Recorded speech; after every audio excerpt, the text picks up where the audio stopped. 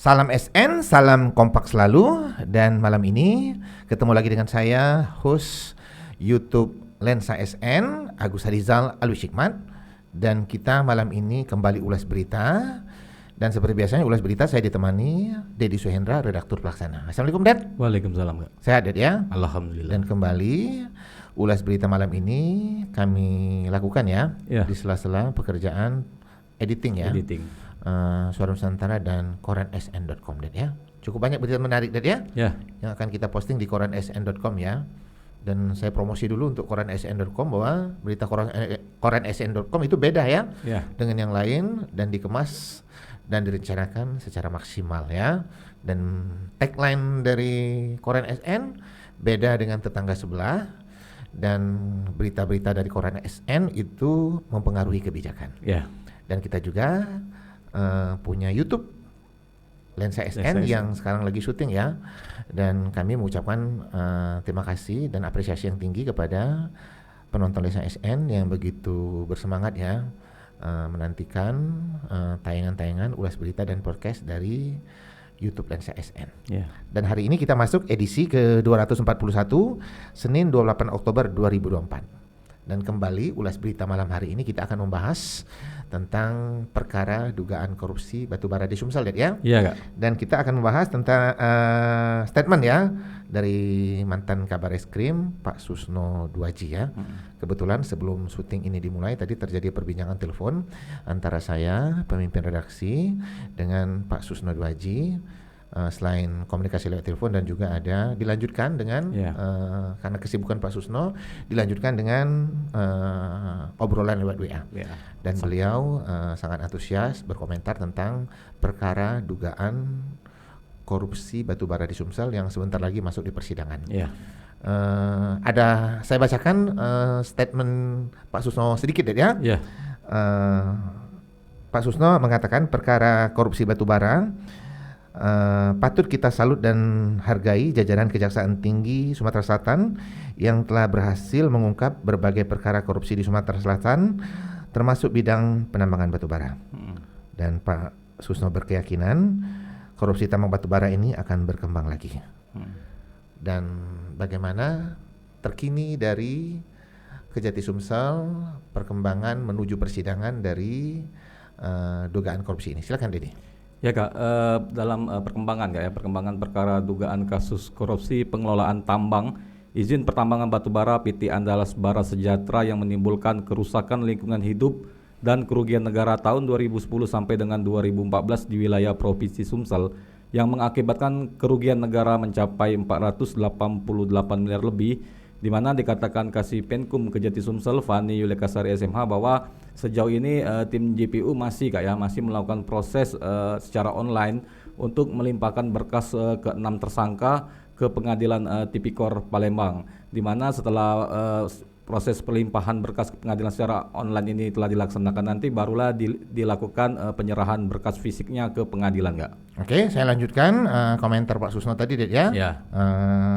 Yang pertama, Pak Susno berkeyakinan korupsi tambang batubara ini akan berkembang lagi, kemudian karena dia mengatakan ini belum tuntas. Karena setiap korupsi pasti terkait dengan uang atau pemberian sesuatu dari atau kepada. Dan tentang pemberian uang ini, Ded, ya, ada statement Kejati ya tentang transfer, tentang pemberian uang waktu proses penyidikan. Mungkin Dedi masih ingat statement dari Kejati, silakan.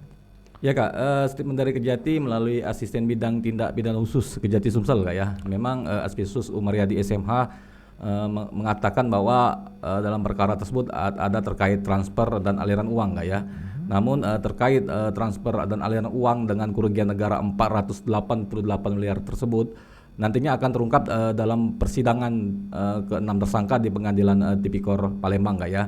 Jadi Aspisus Kejati belum mengungkap di luar persidangan terkait aliran uang tersebut, Kak. Tapi secara samar-samar ya, atau secara bukan tidak nyata ya, secara tidak langsung ada statement lah ya, bahwa penetapan tersangka dan langsung kan dilakukan penahanan itu berdasarkan dengan salah satunya ada bukti transfer, ya. Kak.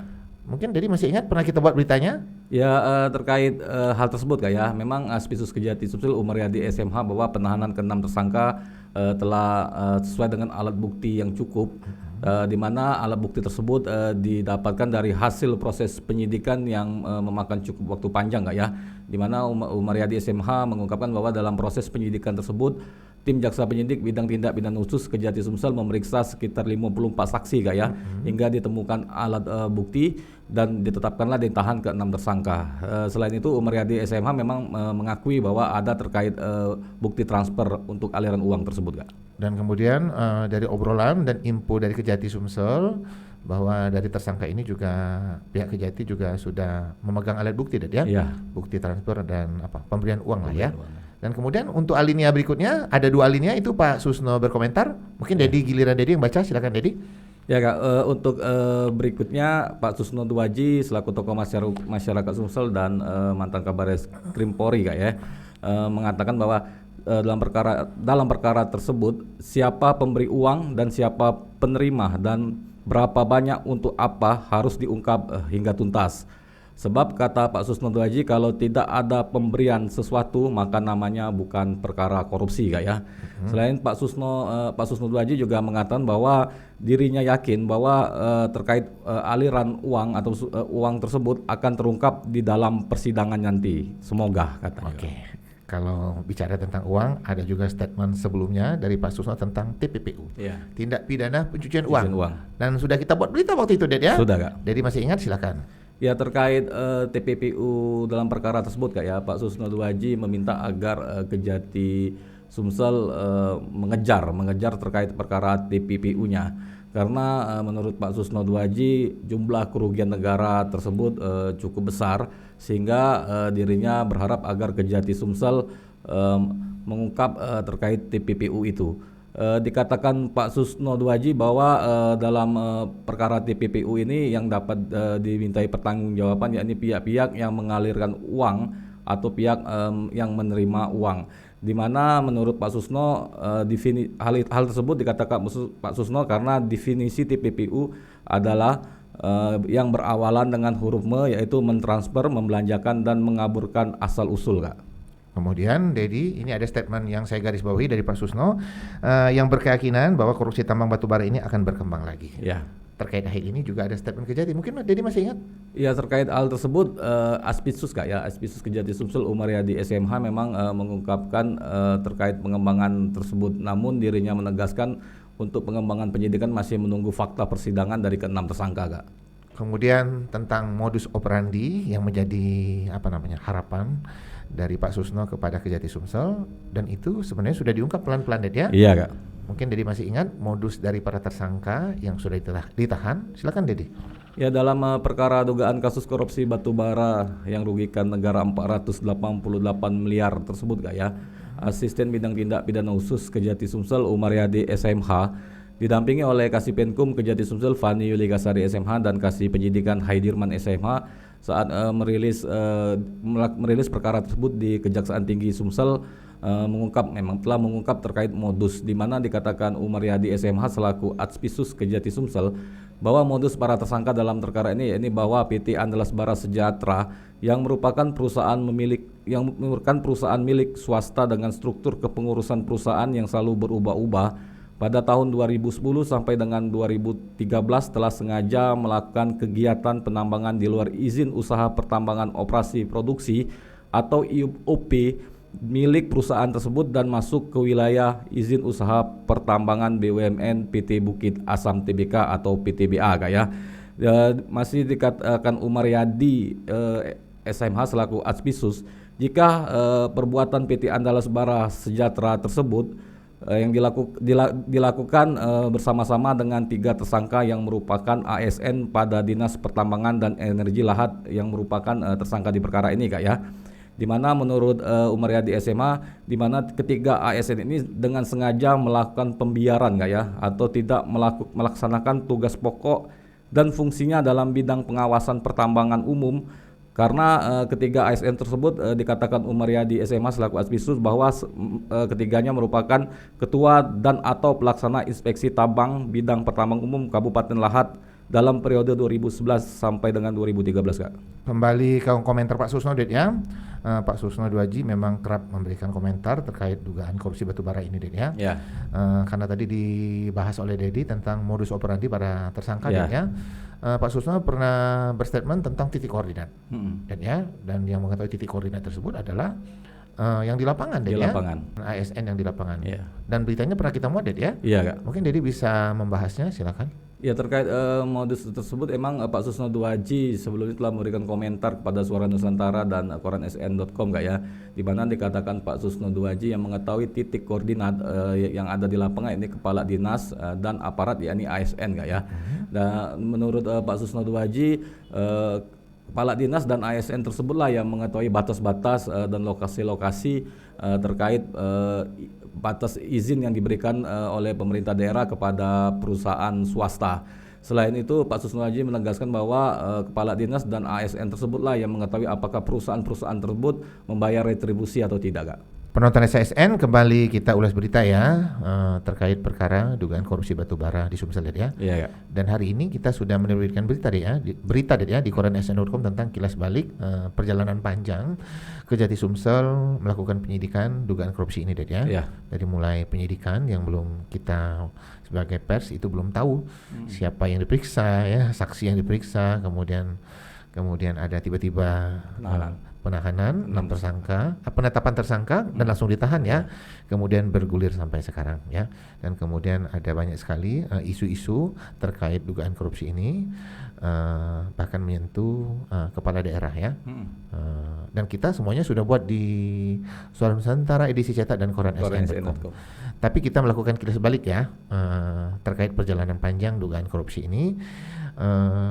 Di dalam berita ya, koran SN.com. Yang penasaran silakan klik koran SN.com ya. Judulnya kilas balik apa Den? Kilas balik dugaan kasus korupsi batubara. Tapi di YouTube dan SN malam ini kita akan ulasnya khas ya untuk penonton SN. Silakan Dedi. Ya, kita akan kilas balik terkait perkara ini Kak ya, mengingat karena kan ke-6 tersangka dalam perkara tersebut dalam waktu dekat akan menjalani proses persidangan di Pengadilan Tipikor Palembang, di mana dugaan kasus korupsi batubara di Sumsel tersebut mulanya dilakukan penyelidikan oleh tim jaksa penyidik bidang tindak pidana khusus Kejaksaan Tinggi Sumatera Selatan. Ketika itu wartawan Suara Nusantara dan koran SN.com yang kerap meliput di kejaksaan telah mendapat informasi tersebut Kak ya. Namun saat kita konfirmasi ke Kasipenkum karena perkara tersebut masih dalam lead, maksudnya penyelidikan, maka belum dapat dipublis atau dilakukan pemberitaan. Berjalannya waktu barulah perkara tersebut dinaikkan ke tahap penyidikan Kak ya. Hal tersebut berdasarkan keterangan dari Kasipenkum Kejati Sumsel Fani Yulia Kasari SMH yang dalam keterangan bahwa Kejati Sumsel telah menaikkan status perkara dugaan kasus korupsi tersebut dari tahap penyelidikan ke tahap penyidikan. Dan ternyata Det ya, berita yang kita muat di Suara Nusantara dan koran SN.com menyedot perhatian pembaca Det ya. Iya Kak. Bahkan masyarakat Sumatera Selatan yang terbiasa membaca laporan khas dari Suara Nusantara. Kemudian silakan Dedi lanjutkan kilas baliknya.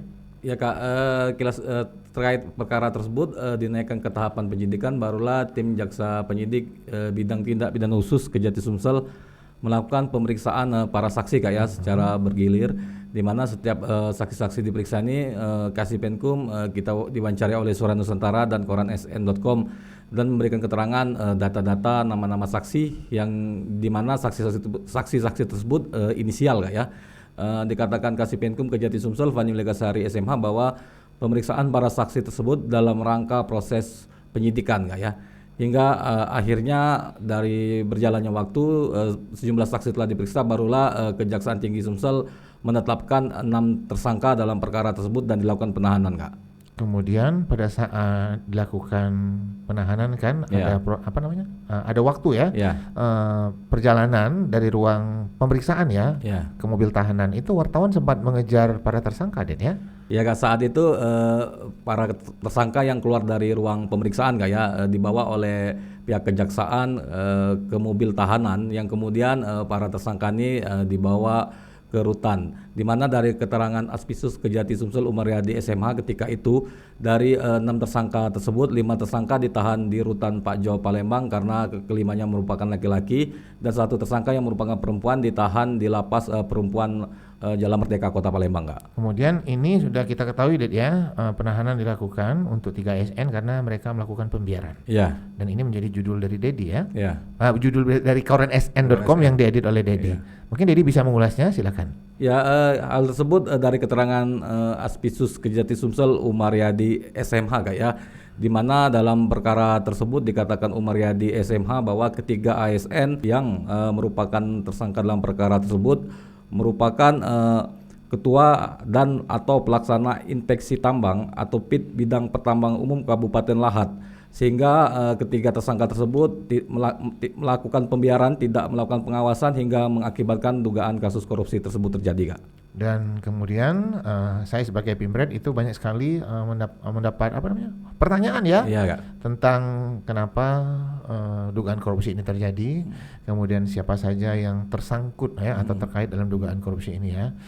Tapi saya sebagai Pimpred selalu memberikan jawaban. Silakan baca di Suara Nusantara dan korenSN.com karena setiap update pemeriksaan atau pemeriksaan saksi dan pemeriksaan tersangka itu selalu kita buat ya, di Suara Nusantara, Edi Cetak dan korenSN.com. Kembali ke berita kilas balik dugaan korupsi ini, Ded ya. Iya, Kak. Ada jumlah kerugian yang semula berapa? Dedi masih ingat? 555 miliar, Kak. Kemudian dari hasil audit BPK menjadi 488 miliar. Dan mungkin ini ada statement dari Kejati Sumsel, silakan.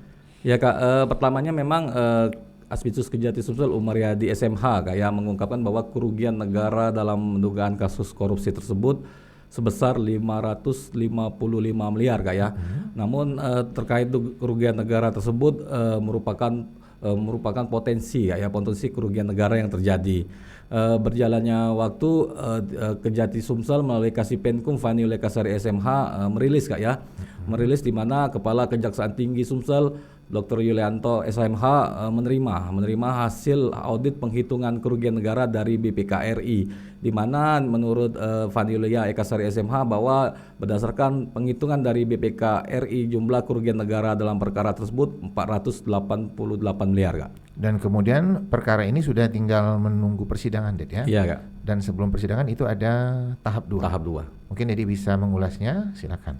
Ya, belum lama ini emang Kejati Sumsel menggelar press release kayak di mana terkait tahap 2 ke-6 tersangka, di mana ketika itu asisten bidang tindak pidana khusus Kejaksaan Tinggi Sumsel Umaryadi SMH yang juga didampingi Kasipenkum, Kasih Penyidikan, Kasih Penuntutan serta Kajari Lahat, Kak ya, menggelar press release terkait tahap 2 tersebut.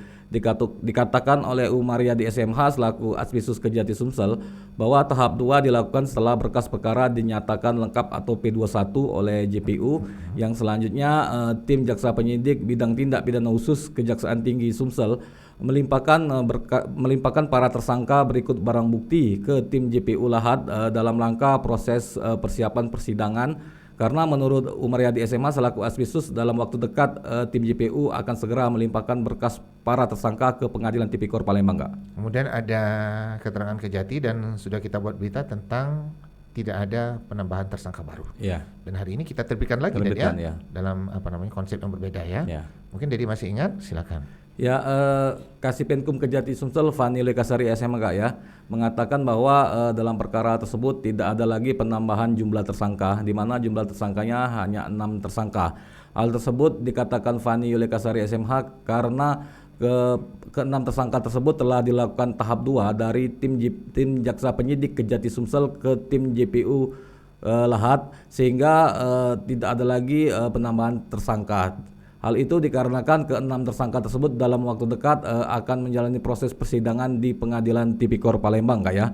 Selain itu, Fani Lekasari SMA juga menegaskan bahwa tidak ada lagi saksi-saksi yang diperiksa oleh Kejati Sumsel di tahap penyidikan, karena saksi-saksi nanti akan secara bergilir dihadirkan tim JPU dalam persidangan, Kak. Sudah cukup panjang, Ded ya, kita ulas berita malam ini ya. Iya. Dan saya mengucapkan terima kasih tak terhingga kepada Kak Susno 2J yang sudah sangat setia ya dan sabar melayani SN meminta komentar ya terkait dugaan korupsi batubara ini ya, dan sudah banyak sekali komentar dari Pak Susno sebagai tokoh masyarakat Sumsel kepada Suara Nusantara yang dibaca oleh pembaca Suara Nusantara dan koran SN.com ya. Tidak hanya terkait berita dugaan korupsi batubara ya. Ada perkara lain ya, dugaan korupsi LRT. Kalau dulu kita ingat ada perkara dugaan korupsi Masjid Sriwijaya ya. Beberapa kali kita bahas ya. Dan Pak Susno sendiri pernah menjadi tamu podcast di Lensa SN dan hadir di studio Lensa SN berdua sama saya ya. Kita tetap menunggu ya masukan dari penonton Lensa SN untuk tema-tema ulas berita dan tamu-tamu podcast yang akan kita undang di studio Lensa SN ya. Dan kita berharap terus ada masukan-masukan positif hingga kami dapat memberikan tayangan-tayangan yang berkualitas. Dan seperti biasanya di ujung ulas berita kita ada quotes ya. Dan quote kita malam hari ini sederhana saja ya.